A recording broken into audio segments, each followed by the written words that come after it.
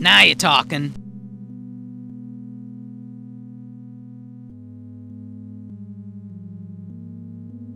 The door swings open with a rusty creak.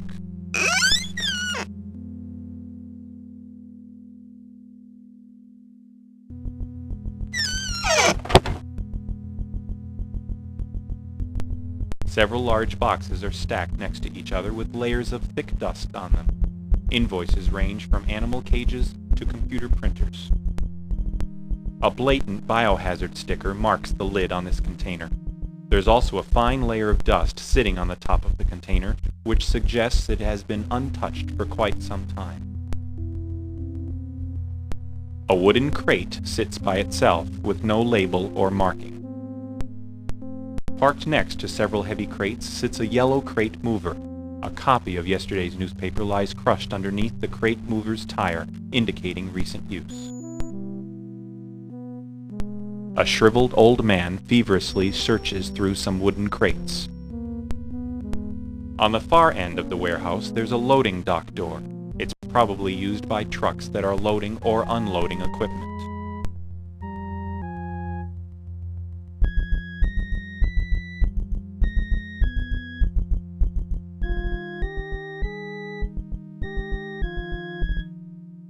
It has to be here.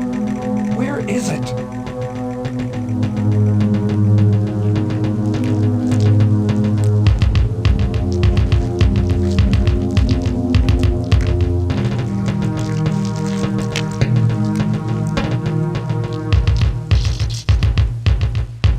Could you please open the cap for me? To Victor Ambrose. Thank you. I needed that for my nerves. Is there anything I can do for you?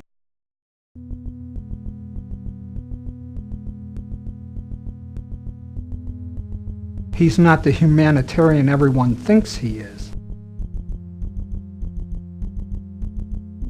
Look, all those donations are nothing but fronts.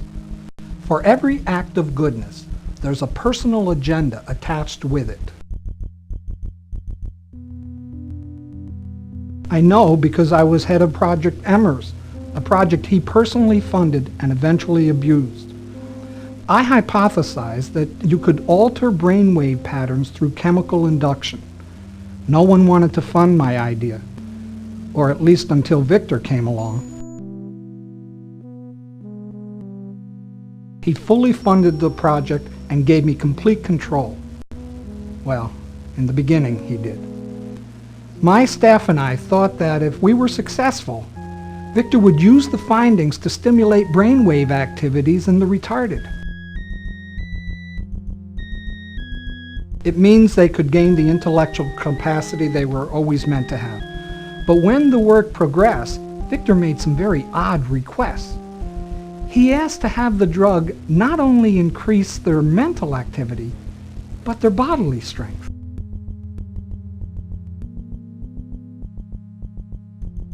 I was so wrapped up in my progress, I never questioned his strange request or his motive.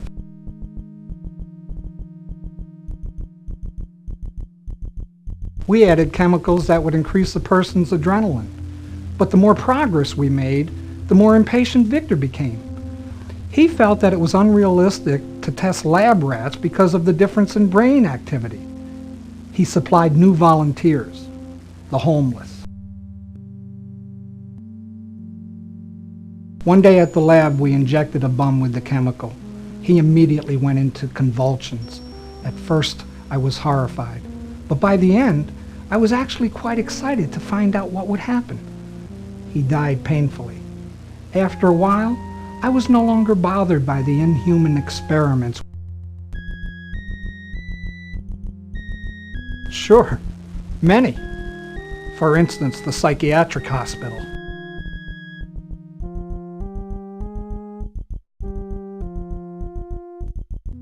Victor needed a big supply of highly controversial drugs necessary to synthesize the ice rock compound. So he brought in Primex Pharmaceuticals, specifically its president, Feldon Arthus.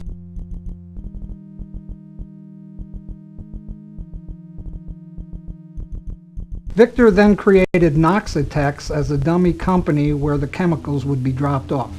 In turn, Victor would reimburse Primex out of the Ambrose Foundation donation funds.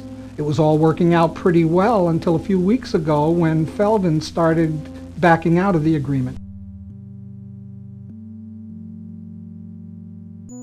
The cops started investigating his establishment, and Feldon, who was a nervous man to begin with, backed out real quick. Victor was furious.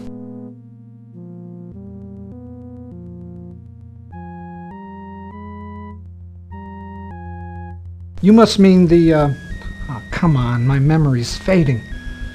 The ability to recall facts is the first to go.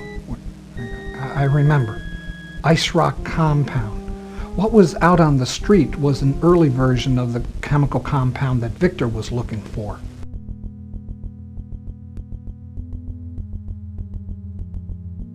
We made a grave miscalculation. It caused the body to decay rather than stimulate muscle and neurological growth.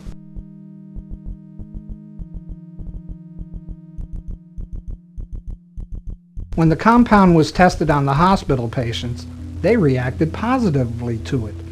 They became physically stronger and more mentally active.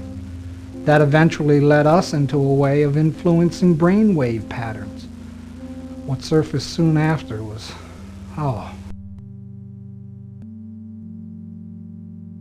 With enough manipulations of their brainwaves, Victor was able to make them do anything. Anything. Hit themselves, run into walls, you name it. But Victor needed an ultimate test of control. So he ordered one of them to slit her own throat. The patient picked up a knife and slit her own throat without so much as blinking. It really scares me to think about it.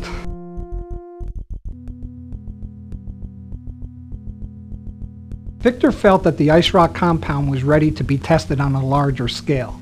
The compound went into production and was released on the street about 3 weeks ago. Now at first the drug really caught on. All those who experienced it got hooked.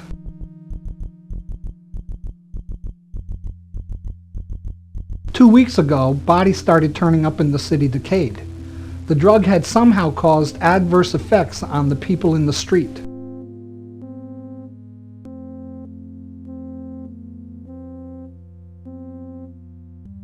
No, that's what's so baffling. The retarded patients had positive reactions, while an average person reacted negatively.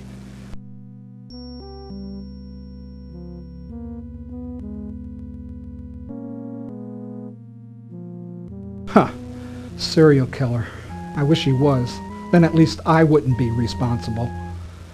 There's no killer.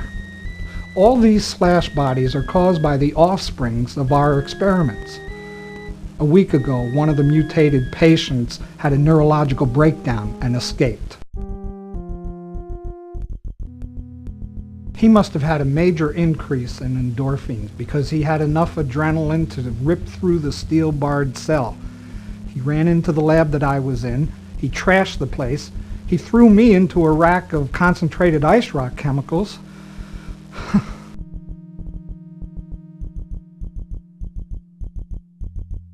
A broken vial cut and infected me. I should have known this would happen. I should have stopped it before. I should have... Oh man, this is the end for me, I'm afraid.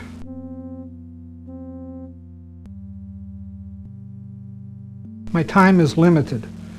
I'm getting increasingly dizzy and more irritable. At first I could hide the symptoms because they were internal, but now I feel it spreading. I ran over here to Noxitec to see if I could find a cure.